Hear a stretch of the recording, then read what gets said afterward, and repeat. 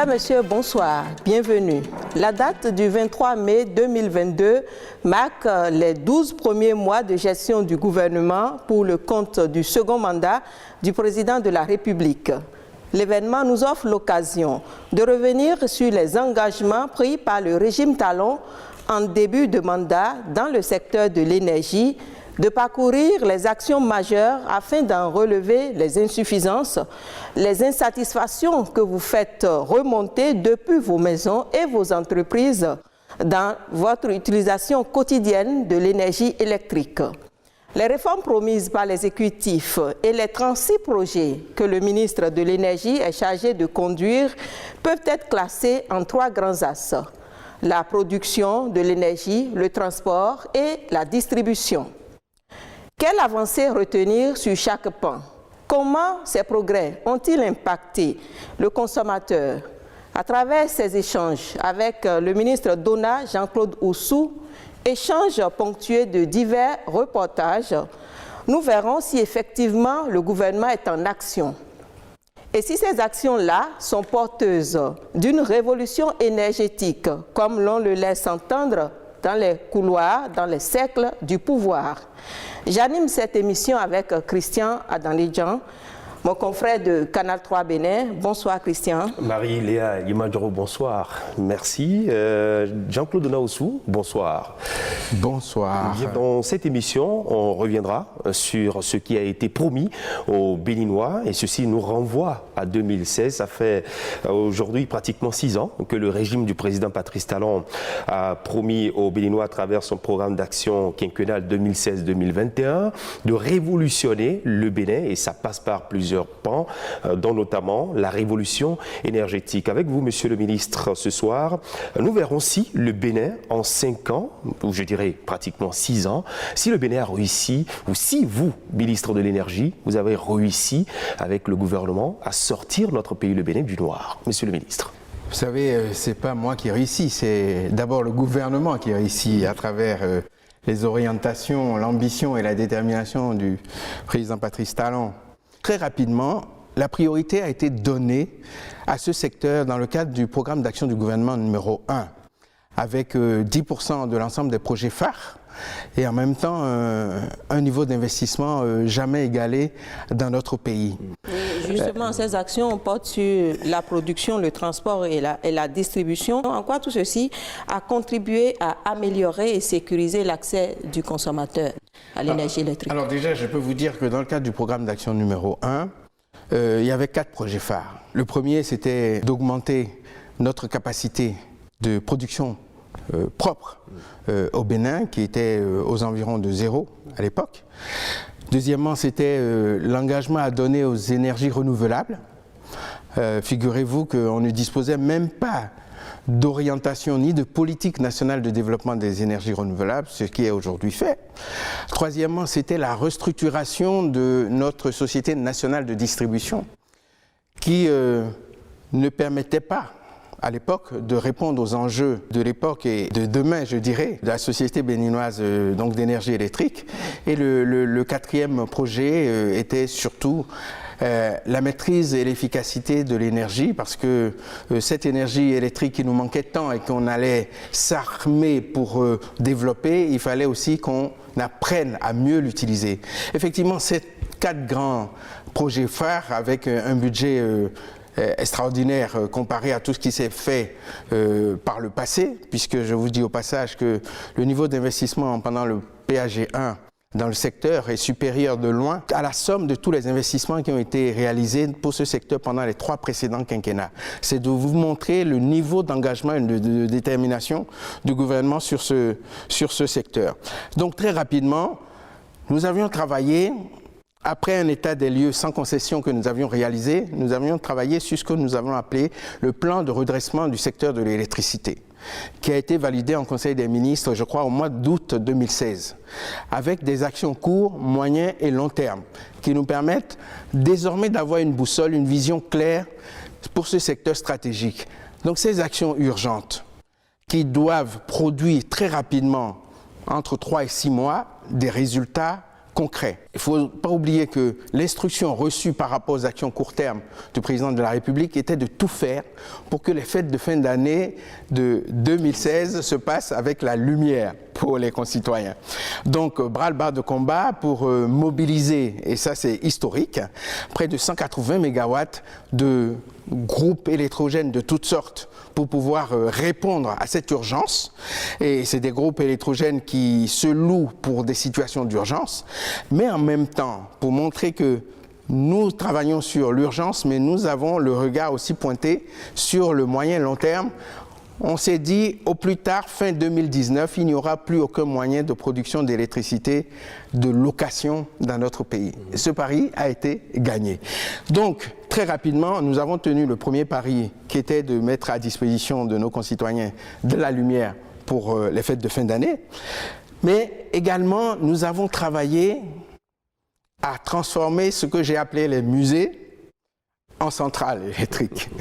Et donc, un travail de réhabilitation des centrales électriques de Porto Novo, de Parakou et de Nati Tengou pour une capacité de 30 MW que nous avions rapidement obtenue.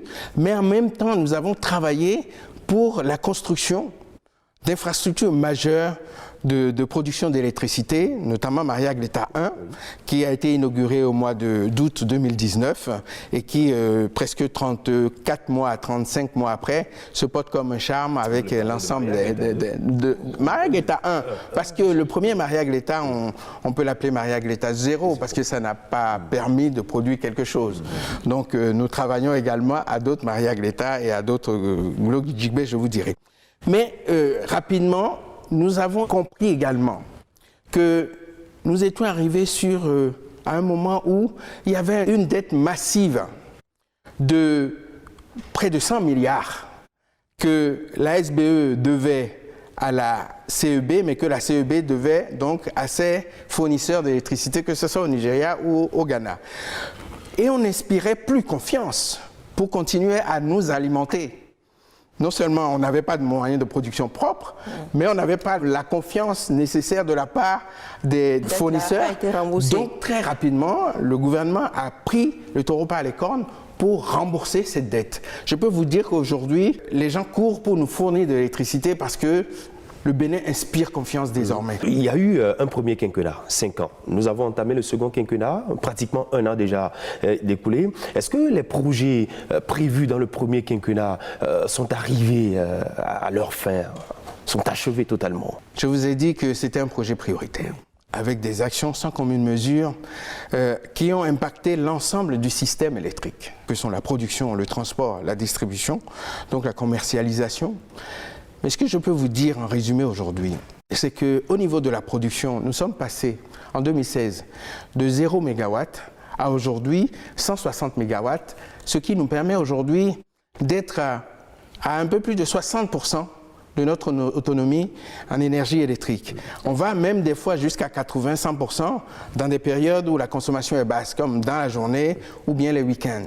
Ça, c'est le premier point. Deuxièmement, nous avions au niveau du réseau électrique fait un travail formidable. Je vais prendre simplement l'exemple du réseau haute tension. Nous sommes passés de 1073 km de réseau haute tension construite pendant 56 ans dans notre pays à près de 1800 km, c'est-à-dire 63% de plus en l'espace de 4-5 ans.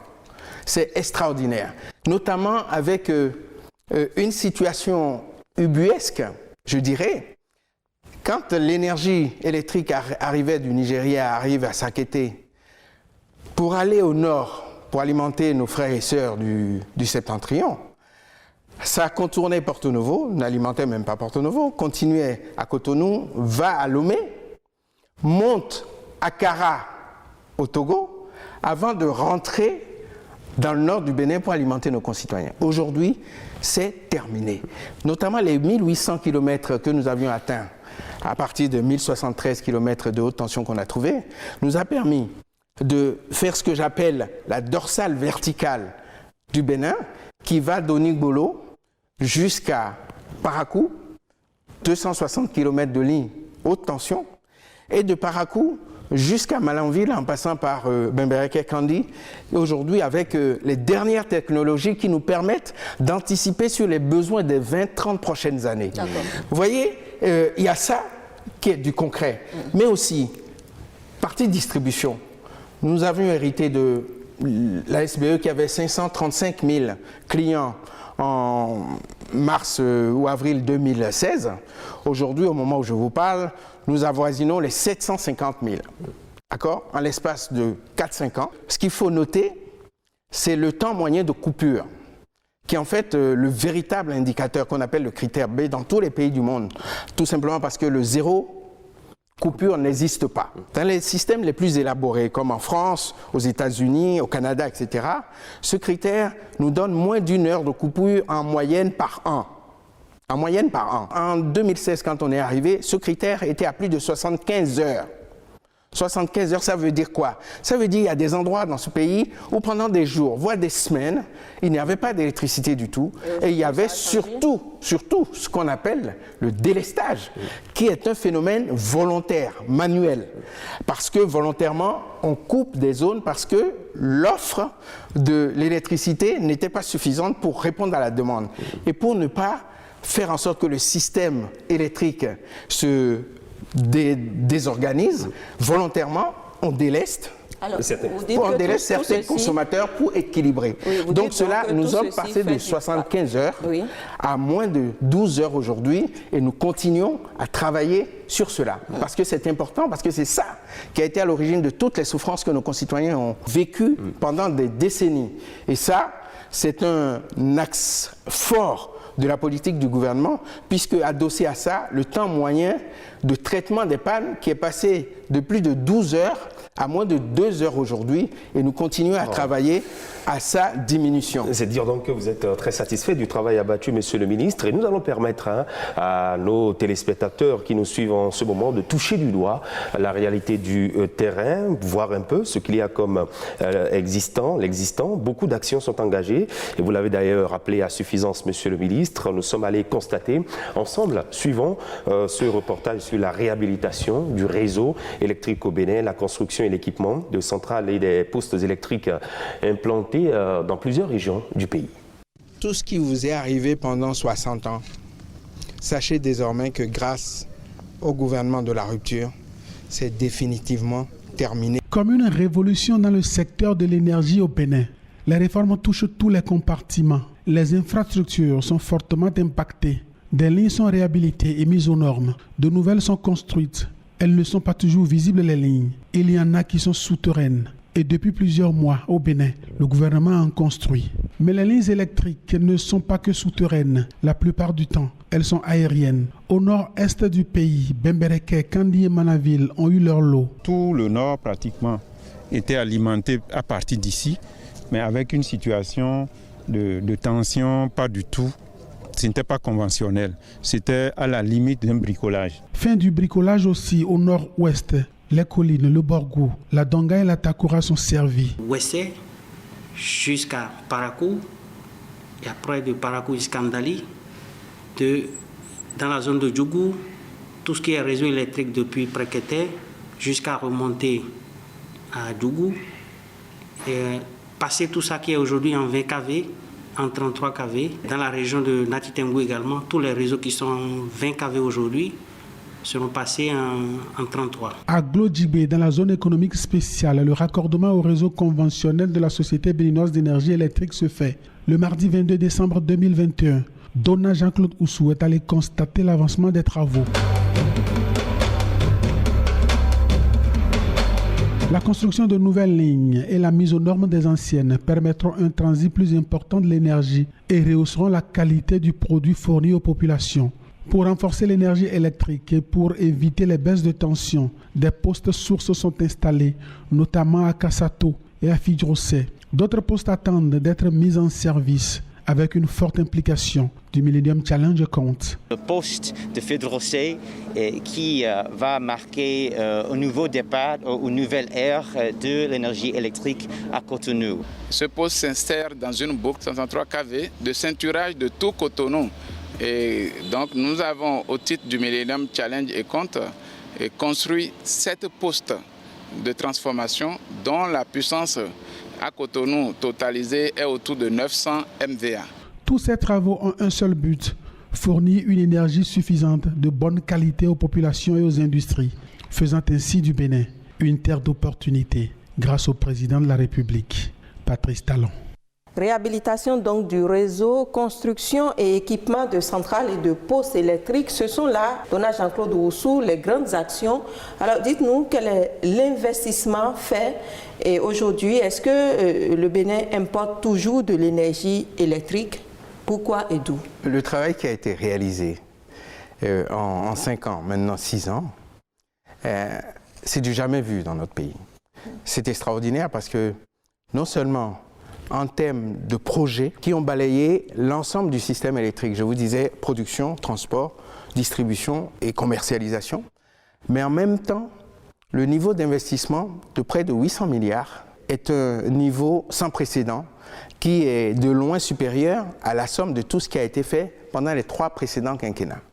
C'est vous dire que d'abord, il y a une vision aujourd'hui qui est très claire du président de la République de là où il veut qu'on aille, notamment dans ce secteur, avec une feuille de route claire que nous égrenons de mois en mois, d'année en année, et qui nous montre à travers les résultats que nous obtenons qu'on ne s'était pas trompé. En début, je vous ai dit que nous sommes arrivés de 0% à 60%, presque même plus, en l'espace de 5 ans. Donc, pour qu'il n'y ait plus de délestage et que l'offre soit égale à la demande, il faut bien compléter cela. Et en plus, le travail qu'a fait le gouvernement du désendettement a permis une facilitation d'importation aujourd'hui. Donc nous importons effectivement pour compléter notre besoin à la fois des producteurs privés au Nigeria et puis au Ghana. Il faut savoir que même avant, on allait même jusqu'en Côte d'Ivoire, mais qui était finalement plus cher. Et donc, on a opté pour l'optimisation de nos coûts à travers donc, le complément qui vient toujours donc, du Nigeria et du Ghana. Il faut aussi diversifier pour garantir donc, la disponibilité de cet intrant majeur. Vous parlez de disponibilité de l'énergie au Bénin, le Bénin qui produit, le Bénin qui importe également une partie, ce qui fait que nous avons de l'énergie disponible. C'est le même cas dans les plus grands pays, même la France. Oui, ils importent aussi. Même s'ils ont une capacité supérieure à ce qui est leurs besoins, ils importent aussi parce que, en fait, il y a une analyse permanente du coût de ce qu'on produit soi-même et de ce qui peut être importé. Si l'importation peut être inférieure au coût de production, on peut jongler sur les deux pour optimiser le coût afin qu'à terme, le consommateur puisse être bénéficiaire. Vous l'avez dit, il n'y a plus de délestage au Bénin, mais il n'y a pas de coupure zéro également, on en a constaté. Qu'est-ce qui peut expliquer ces coupures qui interviennent par moment, que d'autres assimilent à un délestage? Déjà, je peux dire avec gravité que ces coupures sont insupportables pour nos concitoyens. Mais il faut aussi savoir que tous les projets que nous avions lancés sont des projets qui ont besoin du temps pour couvrir l'ensemble des améliorations que nous souhaitons. Le délestage, comme je vous ai décrit tout à l'heure, est un phénomène volontaire pour cause d'insuffisance d'offres. Tout délestage peut entraîner des coupures dans les zones délestées, mais toute coupure n'a pas pour origine un délestage. Je prends un exemple. Période d'orage, un arbre qui tombe sur un fil électrique, qui sectionne ce câble, l'énergie peut être disponible et elle ne passera pas. Un poteau, des camions qui cognent des poteaux électriques, etc. Il y a même des vandalismes, des actes de vandalisme, de vol de câbles, etc., avec tous les risques que ça suppose. En fait, le système électrique ne fonctionne que si l'ensemble des pans sont opérationnels. Donc l'électricité peut être disponible, mais pas chez le client.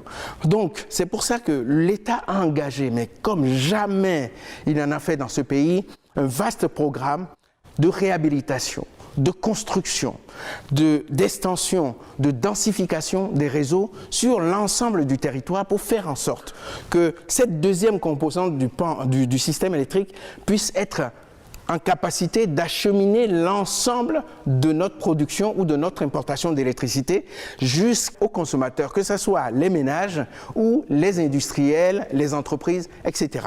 Donc c'est tout ce travail qui constitue un vaste chantier sur l'étendue du territoire du nord au sud, de l'est à l'ouest, et qui fait que nous demandons un peu de patience à nos concitoyens parce que il faut du temps pour les études. Il faut du temps incompressible de construction, et il faut du temps incompressible de test. Et ce qui se passe actuellement, quelques coupures, notamment pour, si je prends l'exemple de Cotonou, il y a un travail extraordinaire. Il faut savoir que Cotonou, Calavi et toute la zone Nokwe, c'est presque 60% de la consommation électrique de tout le pays. Donc, il y a une amélioration conséquente à travers plusieurs programmes, dont le programme MCA, comme ça a été dit tout à l'heure, pour non seulement boucler, c'est-à-dire quand il y a une ligne qui est en panne, qu'on puisse avoir une autre par laquelle on peut passer pour continuer à alimenter. Tout ça, on n'avait pas ça avant. Le dispatching, c'est-à-dire le centre où on gère tout le flux électrique dans notre pays, on n'en avait pas. C'est en construction à Kassato, avec un repli à Boycon. Ça va nous permettre, par exemple, quand il y a un problème sur le réseau, de le voir rapidement, pour pouvoir aller le traiter très rapidement. Donc, tout ça qui est en train de se terminer, ces travaux sont en train de se terminer, ont besoin d'être testés. Et pour les tester, on ne peut pas prendre le risque de les tester pendant que les matériels sont sous tension. C'est pour ça qu'il y a un programme de coupure, voilà, pour faire ces tests-là, de manière à ce qu'on puisse approuver la qualité de réalisation des travaux pour que nos concitoyens puissent en bénéficier de manière plus confortable et de manière plus durable. Je dirais que c'est malheureusement une mauvaise passe incontournable à passer pour qu'on soit plus confortable. Et je demande la patience à nos concitoyens par rapport à ça. Je sais que c'est insupportable, mais le gouvernement travaille à ce que ça puisse se terminer le plus rapidement possible. Les factures d'électricité, voilà un volet préoccupant, un sujet préoccupant également pour nombre de Béninois. La nouvelle tarification n'est pas encore en vigueur, mais le coût de l'énergie pèse déjà sur le consommateur. Vous allez réagir après ces impressions donc, des responsables d'associations de consommateurs. Nous avons noté qu'il y a eu des investissements. Il y a eu Maria Gleta, il y a eu les améliorations au niveau des lignes électriques, mais globalement, si pendant un certain temps, on a constaté la limitation des coupures et du délestage, de nos jours, on se pose la question si on est vraiment sorti de l'ornière. Est-ce que, Monsieur le ministre, nous avons déplacé le délestage de Cotonou vers les communes? Le coût de paiement aujourd'hui via le mobile money est très élevé. Nous continuons d'avoir des baisses de tension très importantes. Les factures sont salées. Le coût du kilowattheure est énorme, toujours par rapport à la sous-région. Ce régime a fait quand même l'effort de mettre en place ce mécanisme en termes de production, en termes d'organisation, au point où nous pouvons dire que le délestage est dans une large mesure oublié au Bénin. Cependant, il reste encore à faire. Nous ne pouvons pas comprendre que malgré cet investissement qui a été fait en termes de production, en termes de redimensionnement du réseau, où on assiste à des coupures intempestives. En 2016-2017, on recevait environ 400 plaintes par jour. Mais à l'heure où je vous parle, nous avons moins de 20 au niveau des coupures. Aujourd'hui, nous sommes à environ 60% de production nationale. Mais nous constatons que malgré que nous produisons nous-mêmes, le coût de kilowattheure a pris du coup. Comment peut-on expliquer ce phénomène? Je dois dire que le président Patrice Talon a hérité d'une situation catastrophique sur le plan de l'énergie. nous étions au creux de la vague, en pleine période de délestage, où les consommateurs, les citoyens, passent une journée entière sans avoir de l'électricité. Et quand ils ont de la chance, ils ont de l'électricité 2 ou 3 heures sur les 24 heures d'une journée. Il faut dire, il faut reconnaître que l'une des priorités auxquelles le président Patrice Talon s'est attelé, c'est de résorber cette situation de catastrophe énergétique.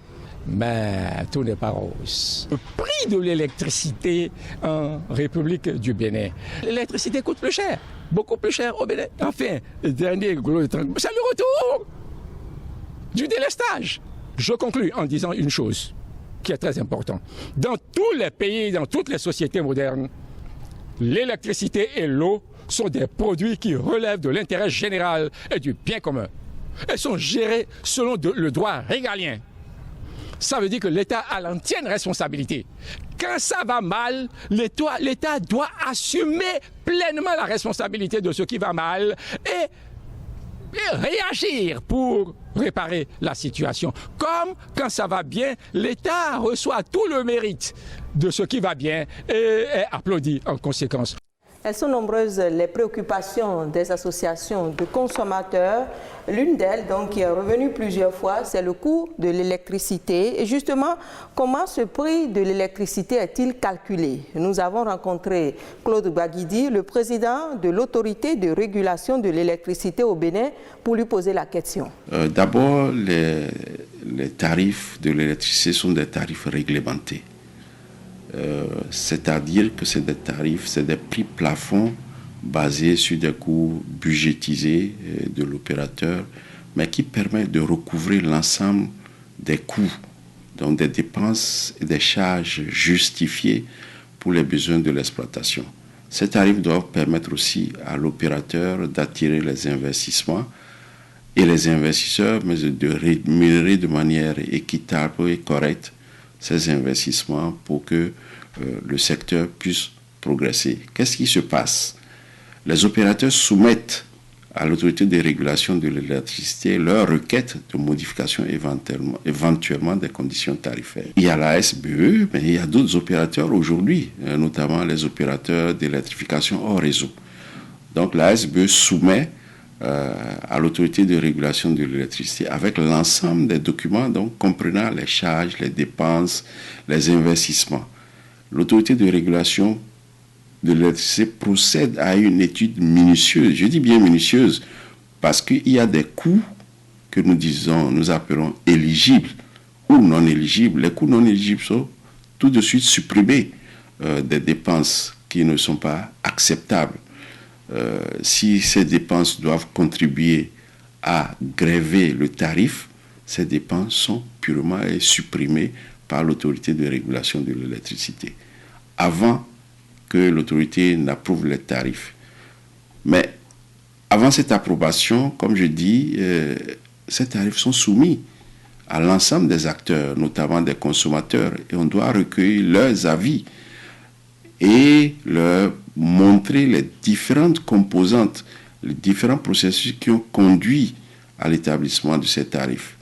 C'est après avoir recueilli l'avis des consommateurs et des autres parties prenantes que l'autorité de régulation de l'électricité, par un règlement tarifaire, adopte les tarifs, soumet au Conseil national de régulation de l'électricité qui en donne un avis conforme. Et ces tarifs sont publiés. Il faut noter aussi que ces dernières années, le gouvernement a apporté de grandes subventions pour permettre aux consommateurs de ne pas faire face aux tarifs adoptés par l'autorité de régulation de l'électricité.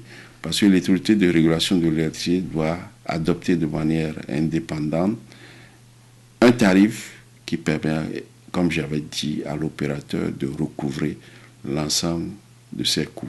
Mais le gouvernement veille à ce que les consommateurs soient aussi à l'aise et aient des tarifs abordables.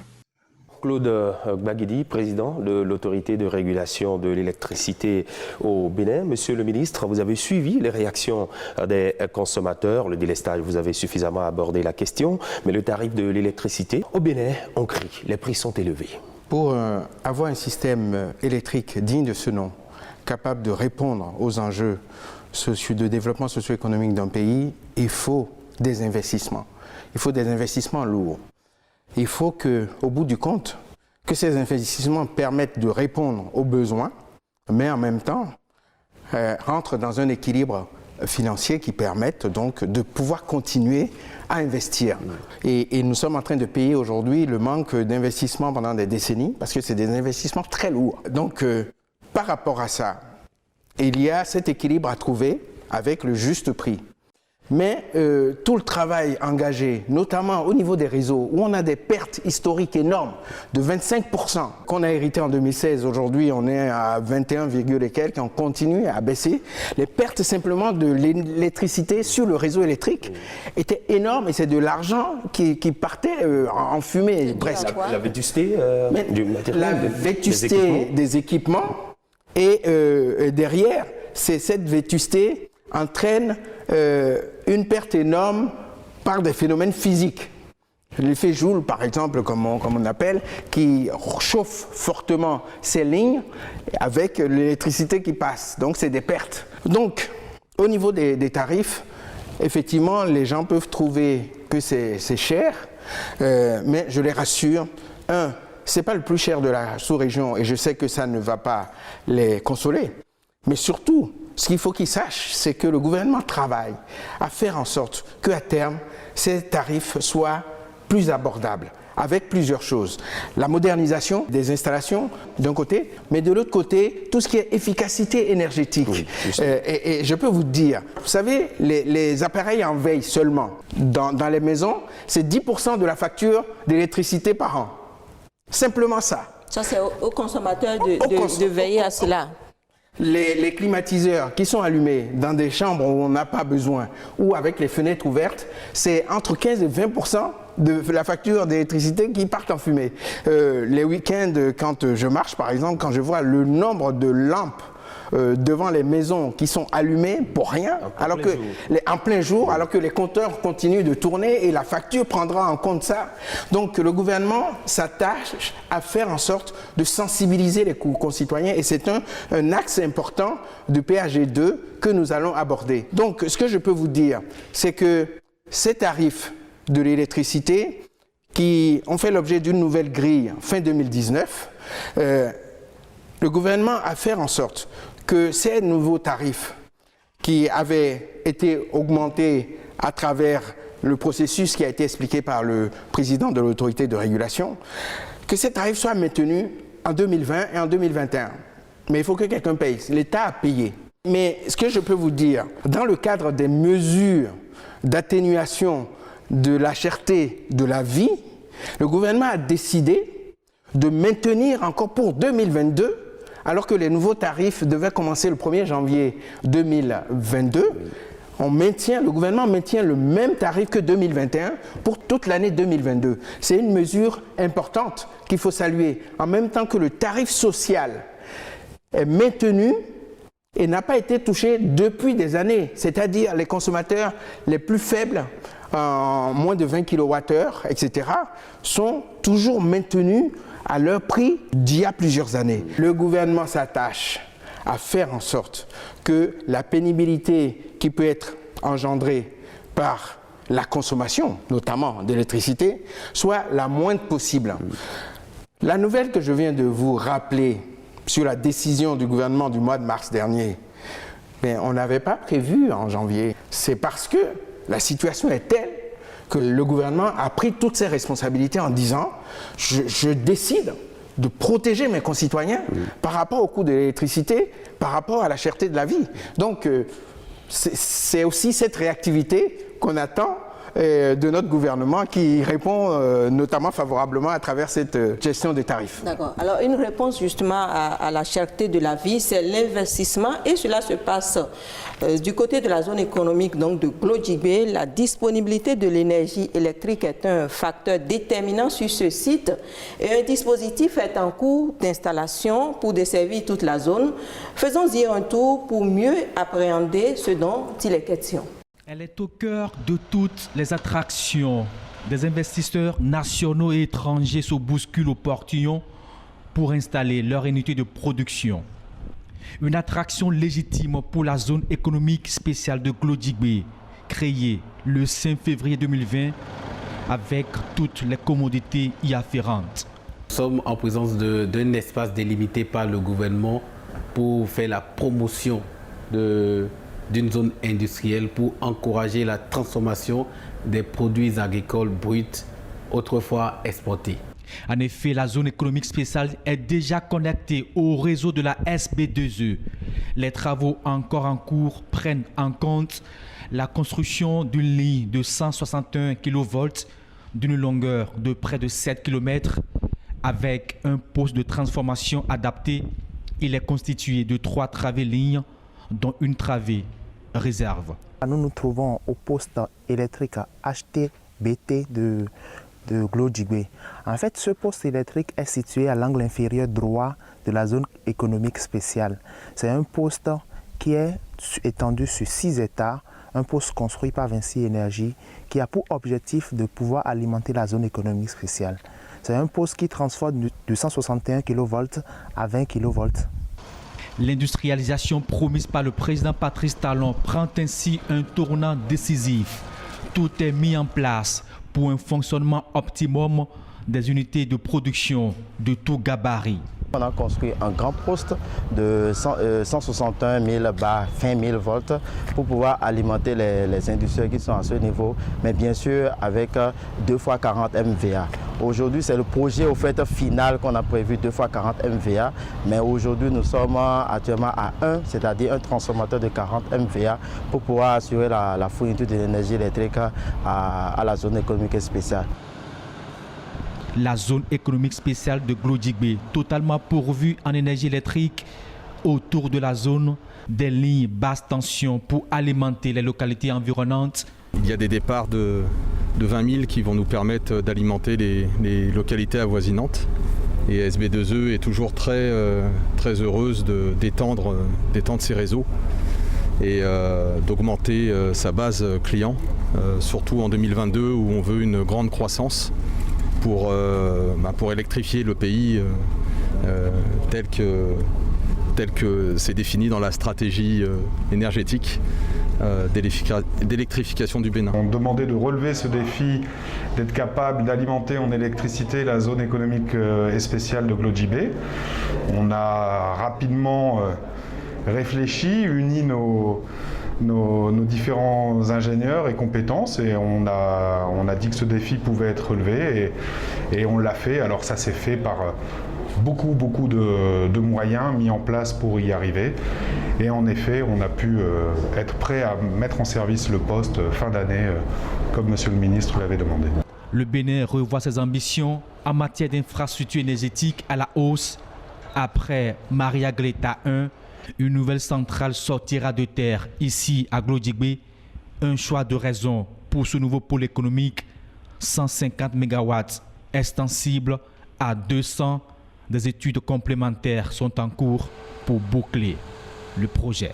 Monsieur le ministre, dans ce reportage, nous étions à Glodjibé. Qu'est-ce qui est en train d'être exactement fait à cet endroit? Le cap de l'industrialisation du Bénin donné par le président Patrice Talon qui prend corps à Glodjibé avec un projet ambitieux d'électrification des zones économiques spéciales et de la zone franche industrielle. Un projet dont le volet Vinci, que vous avez vu, de plus de 200 milliards, va permettre d'alimenter à la fois Glodjibé, à la fois la zone économique de Gakpé et la zone franche industrielle de Sémé.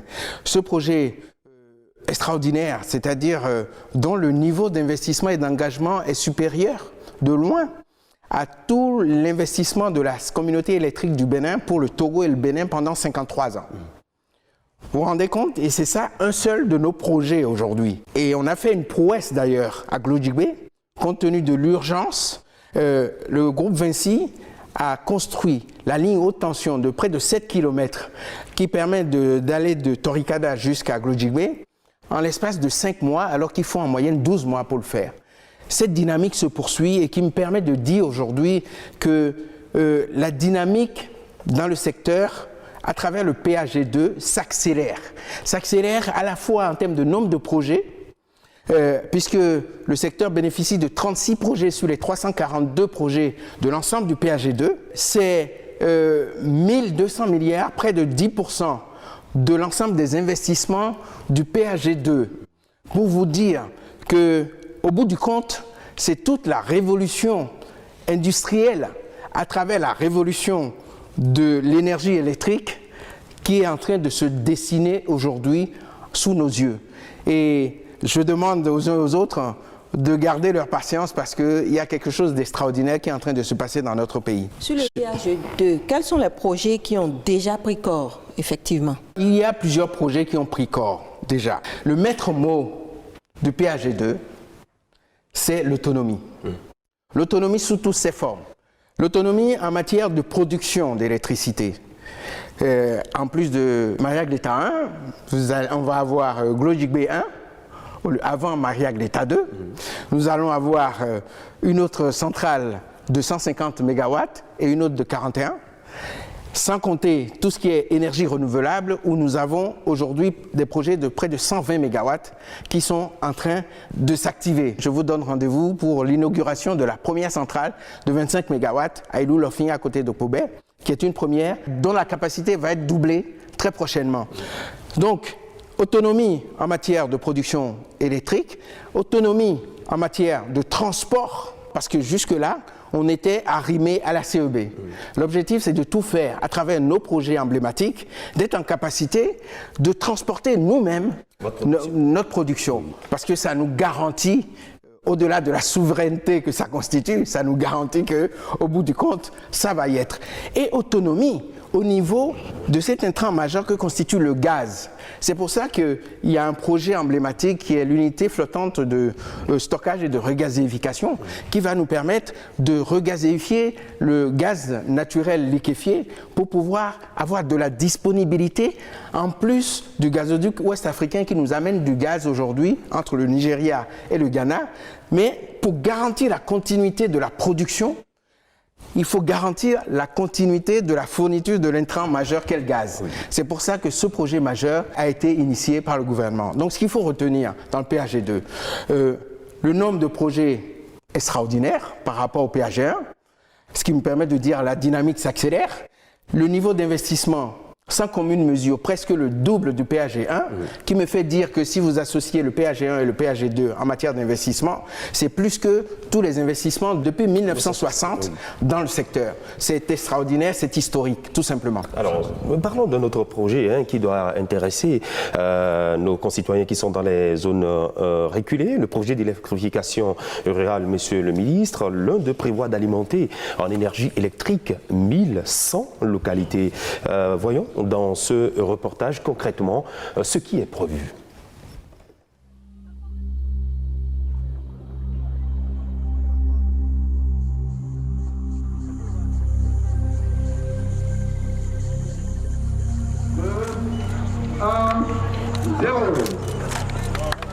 Autrefois, les ténèbres colonisaient Gbégourou à la nuit tombée. Et le 15 mai 2021, la lumière fut.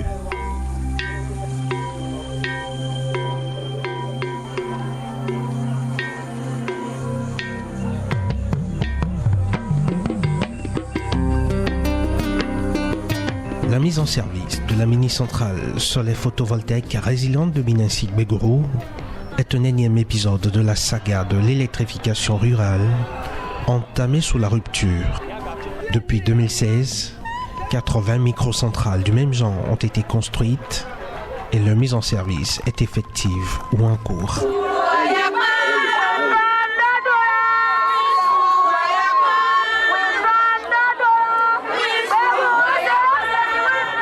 À travers tout le Bénin, ce sont au moins 309 localités rurales qui sont en voie d'électrification sous ce deuxième quinquennat de Patrice Talon.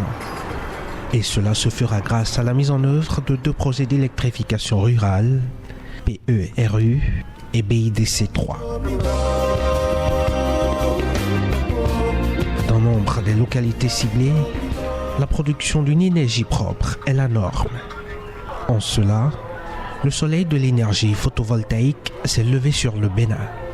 Ici, à Ndali comme dans d'autres communes du Bénin, il est venu le temps de l'efficacité énergétique et du développement des énergies renouvelables. Le volet électrification rurale, quel est, Monsieur le ministre, le taux de couverture? Et au sujet justement de ces microcentrales solaires photovoltaïques de l'ANADER, une soixantaine, on en a entendu parler dans l'élément tout à l'heure, quelle est la situation? Alors évidemment, le sous-secteur de l'électrification rurale, malheureusement en Afrique subsaharienne, c'est ce qu'on appelle souvent l'enfant pauvre du système électrique. Ça a été à l'image aussi au Bénin. Ce qu'il faut noter, c'est les efforts considérables qui ont été faits par le gouvernement lors du PAG1, où le taux d'électrification en milieu rural était de 5%. On est passé de 5% à 10%. On a doublé ce qui a été fait pendant 56 ans. On l'a doublé en l'espace de 4-5 ans. Donc, avec vigueur, avec vision claire, nous avons opté pour soutenir massivement l'électrification rurale, notamment à travers le cadre réglementaire qui doit être clair pour attirer des investisseurs, ce qui n'existait pas avant. Quand j'étais à EDF, j'avais conduit un projet d'électrification rurale qui n'a jamais prospéré parce que finalement, en fait, il n'y avait pas de cadre. Aujourd'hui, le gouvernement a mis en place ce cadre et grâce à l'appui du Millennium Challenge Account, on a déjà une dizaine de promoteurs privés qui ont déjà signé leur convention de concession pour pouvoir déployer leur activité dans plusieurs régions du pays. Donc, ça continue. Mais ce qu'il faut noter, c'est que l'effort sans précédent que le gouvernement déploie, notamment dans l'électrification rurale, prend une autre dimension à travers l'annonce que j'ai faite le dernier jour de la semaine de l'énergie, c'est-à-dire la décision du chef de l'État d'électrifier plus de 1100 localités sur l'ensemble du pays, en plus des 350 qu'on avait prévus dans le programme du PAG2. C'est pour vous dire qu'au bout du PAG2, c'est 1500 localités qui vont se retrouver éclairées, électrifiées dans notre pays. C'est du jamais vu. Quand on sait que pendant le PAG1, pour passer de 5% à 10%, on a électrifié un peu moins de 400 localités. Et là, l'accélération est tout autre. Donc l'engagement continue. Continue de la même façon que le gouvernement attache maintenant une importance à l'énergie renouvelable. Pour la première fois dans notre pays, le gouvernement a doté d'une politique nationale de développement des énergies renouvelables qui nous donne une vision sur les 20 prochaines années de quel rôle nous voulons que les énergies renouvelables jouent dans notre mix énergétique. On va même plus loin. Dans le cadre du PAG2, dans les réformes, une réforme importante, c'est la mise en place d'un fonds spécial pour investir, aider à investir dans les énergies renouvelables. Le solaire, oui. Mais il n'y a pas que le solaire. Il y a la biomasse, mais il y a aussi surtout l'hydroélectricité, avec un projet emblématique de PAG2 qui est la centrale hydroélectrique de Dogobis, dont l'étude pour lancer l'appel d'offres est en cours et que le gouvernement veut à vocation multifonctionnelle, c'est-à-dire cette centrale soit capable de produire de l'électricité, c'est sur le fleuve Ouémé évidemment, mais capable aussi d'assurer l'irrigation des territoires, des zones agricoles, mais aussi contribuer à la gestion intégrée des ressources en eau pour diminuer, atténuer les problèmes d'inondation dans le sud. Donc vous voyez, le concept même a évolué et est même plus transverse et plus efficace à mon avis par rapport à ce que ça peut apporter. Donc électrification rurale, je dirais même combat pour les autres pans du système électrique. Oui. L'engagement est total, le gouvernement fait feu, je dirais, de tout bois. Le solaire, beaucoup s'y essaient, mais apparemment sont déçus parce que le matériel parfois est de mauvaise qualité ou l'autonomie promise n'est finalement pas un acquis. Là, vous touchez un point très important qui dépasse même le solaire. Notre pays, comme beaucoup de pays de la sous-région, sont comme, vous m'excuserez le mot, des poubelles où les gens viennent déverser ce qui n'est pas accepté ailleurs dans les pays qui sont plus élaborés en matière de normes, en matière de réglementation, en matière de contrôle. C'est pour ça que le gouvernement a décidé l'année dernière du décret portant normes minimales d'un certain nombre de matériels dans notre pays qui sont désormais contrôlés. C'est le cas des ampoules, c'est le cas des climatiseurs et bientôt on les élargit aux réfrigérateurs avec des étiquettes, avec des étoiles, 1 étoile, 2 étoiles, 3 étoiles pour donner des informations aux consommateurs pour décider de quel appareil il va choisir, pour montrer si cet appareil est énergivore ou non, sa sécurité est bonne ou non, parce que tout ce qui est déversé dans les rues et que les gens achètent pensant faire de l'économie, je prends les ampoules, on a fait une expérimentation pour mesurer des ampoules qui sont données pour 5 watts. Le minimum qu'on a trouvé était 18 watts. C'est énorme. Et vous voyez la différence qui est payée sur les factures de nos concitoyens, ce que j'appelle la tontine à vie qu'on ne ramasse jamais. C'est pour ça que le gouvernement a décidé de mettre de l'ordre dans le cadre de ces matériels-là. Et un exemple concret, cette année, nous avions reçu pour le compte de 2021 408 demandes d'approbation pour importer des lampes, des climatiseurs, etc. Parce que le nouveau processus qu'a mis en place le gouvernement oblige les importateurs à passer d'abord pour présenter leur dossier et puis quand ils ont le OK, quand le matériel arrive, on le contrôle aussi. Sur 408 demandes, il n'y a que 80 qui ont été favorables. C'est nouveau dans notre pays. Vous vous rendez compte, sur 408 demandes, seulement 80 ont pu passer. Ils ont compris pourquoi ils ont été recalés. Ils ont compris, ils ont 4 sur table concrètement pourquoi ils ont été recalés. Monsieur le ministre, les investissements, oui, mais le PAG2, c'est aussi la poursuite d'un certain nombre de réformes, notamment le développement des compétences, le marché de l'électricité, des projets qui sont initiés dans ce sens, et l'aspect genre aussi que vous pensez véritablement mettre au cœur de l'action. Évidemment, avec tous ces investissements historiques, ces projets, pour garantir non seulement leur opérationnalité dans la durée, il faut des compétences. Il faut des compétences dignes de ce nom, parce que ce que nous vivons aujourd'hui est une révolution dans le secteur, avec des besoins en compétences jamais obtenus par le passé. Donc c'est pour ça que nous mettons un accent particulier sur le développement des compétences, avec, je dirais, plus d'acuité, en associant les entreprises et les écoles, les universités, à travers notamment l'initiative qu'on a lancée la dernière fois, qui est la trilogie gagnante. Comment faire en sorte que l'école rentre de plus en plus dans l'entreprise et que les entreprises aillent dans les écoles, de manière que les curricula puissent correspondre réellement aux besoins du marché. Mais à côté de ça, nous avons mis un point d'honneur à faire en sorte que le genre soit au cœur aussi de nos préoccupations en matière de gestion de projet. Parce que dans ce combat de développement que nous menons au Bénin, personne ne doit être mis de côté.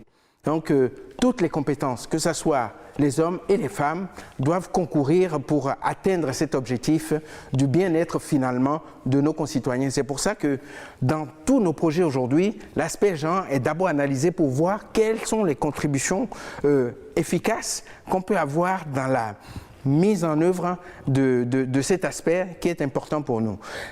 Mais tout ça, c'est aussi grâce non seulement à l'effort du gouvernement, mais aussi des partenaires techniques au développement qui n'ont pas cessé depuis 2016 de nous accompagner. C'est le lieu de les remercier aussi et remercier également tous mes collaborateurs, à quelque niveau que ce soit. Sinon, sans eux, je ne serais qu'un barreur sans rameur. Parce que pour que le bateau énergie avance au Bénin, non seulement il faut que le cap soit donné par le président de la République, le gouvernement, mais il faut qu'il y ait des rameurs qui sont des artisans donc de mise en œuvre de ces projets avec un barreur, je dirais, pour que le bateau puisse avancer dans le sens qui est souhaité. Ce que je peux dire, c'est que nous vivons dans notre pays actuellement dans le secteur de l'énergie quelque chose d'historique, une vraie révolution. Parce qu'en plus de ce que nous faisons proprement dans le cadre du Bénin, c'est que nous avons la chance d'accueillir le système d'énergie électrique de l'Afrique de l'Ouest. C'est ce qu'on appelle le WAP en anglais, qui est basé à Calavi.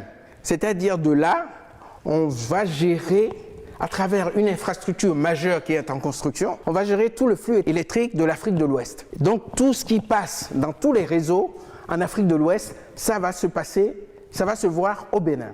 Et à côté de ça, il y a la salle des marchés qui est en train de se construire, une véritable révolution qui va permettre d'aller sur le marché pour acheter ou vendre son électricité. Nous rentrons donc dans une autre dimension avec des niveaux de compétences qu'on n'a jamais eu dans notre pays, puisqu'on n'a jamais eu ces choses-là, qui montrent que c'est une dimension absolument qu'il faut prendre en compte. Les compétences, et que ça a été désormais inscrit dans le code de l'électricité, que dans tous les projets, à travers le contenu local, tous les projets doivent tenir compte de cette dimension pour permettre à nos concitoyens de monter en compétence pour pouvoir être en capacité de porter ces projets. Quelques mots donc pour résumer les promesses du président Patrice Talon aux populations dans le cadre de l'accès à l'énergie électrique au Bénin pour le reste du mandat. Le pays va être complètement maillé. Avec le maître mot, c'est l'autonomie. L'autonomie qui sera atteinte en matière de production, en matière de disponibilité électrique avant la fin de ce quinquennat. Ça, c'est garanti. L'autonomie en matière de réseau, transport, haute tension, propre au Bénin, ça, c'est garanti. L'autonomie en matière de disponibilité de gaz comme intrant majeur pour alimenter nos centrales électriques, pour fournir de l'électricité, ça, c'est aussi un axe majeur et tout le travail que nous faisons aujourd'hui vont concourir à atteindre ces objectifs. Ce qu'il faut noter, d'un taux de couverture de 46% en moyenne aujourd'hui, l'objectif à 2026, c'est de friser les 90%, pas loin des 100% de taux de couverture de notre pays. C'est pour ça que dans les 36 projets du PAG2, vous avez plus de la moitié consacrée à l'extension des réseaux, à la construction de réseaux, à la densification des réseaux pour pouvoir couvrir tout le territoire, pour pouvoir mettre à disposition cet intrant majeur qu'est l'électricité, non seulement pour les ménages, mais aussi dans le cadre du développement industriel ou développement socio-économique de notre pays, à la fois pour les zones industrielles, à la fois pour les zones économiques. C'est tous ces chantiers-là que nous nous attelons à rendre concrets par rapport à la vision du chef de l'État. Je peux vous dire réellement, avec ce qui se passe, niveau d'investissement jamais égalé, que l'énergie est au cœur du Bénin aujourd'hui, désormais terre d'opportunités grâce au président Patrice Talon. Jean-Claude Donahoussou, merci beaucoup. On rappelle aux téléspectateurs que vous êtes le ministre béninois de l'énergie et vous l'avez dit, le Bénin a atteint un niveau jamais égalé en matière d'investissement dans le domaine de l'énergie électrique depuis 1960. Nous vivons quelque chose d'historique, une sorte de révolution qui change le pays, partant justement des différentes transformations enregistrées. En un mot, il l'a dit, l'autonomie en matière d'énergie sous toutes ses formes sera atteinte avant la fin du second quinquennat du président Patrice Talon. Merci à vous, Jean-Claude Donahoussou, Marie-Léa Yemadjoro. Merci beaucoup, chers téléspectateurs. Merci de votre attention.